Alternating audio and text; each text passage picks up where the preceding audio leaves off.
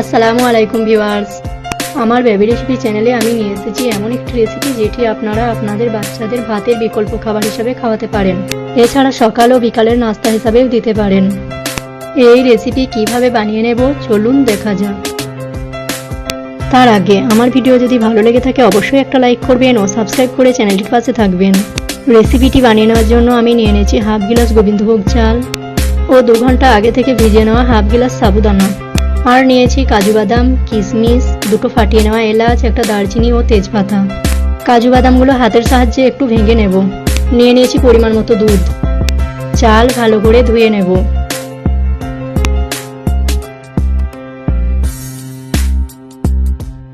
যে গ্লাসে চাল নিয়েছিলাম সেই গ্লাসেরই 2 গ্লাস দুধ দিয়ে দেব। আর দেব তেজপাতা, ফাটিয়ে রাখা এলাচ ও দারচিনি।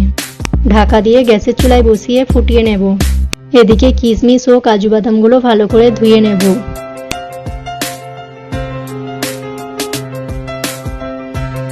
ধোয়া হয়ে গেলে ভিজিয়ে রাখবো কিছুক্ষণ। দুধ ফুটেছে কিনা চেক করে দেখব।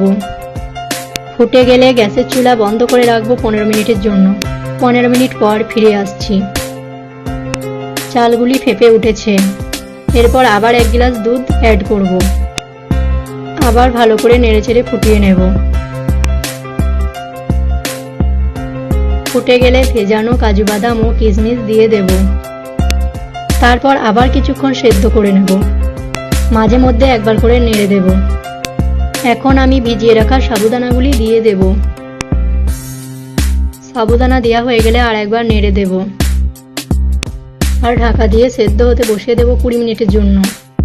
মাঝে মধ্যে ঢাকা খুলে একবার করে নেড়ে নেব, না হলে নিচে দাগ লেগে যাবে।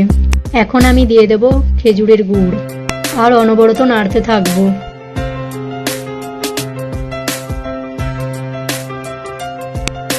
এখন দেখুন কত সুন্দর রান্না হয়ে গেছে আমার বাচ্চাদের জন্য তৈরি করা সাবুর পায়েস।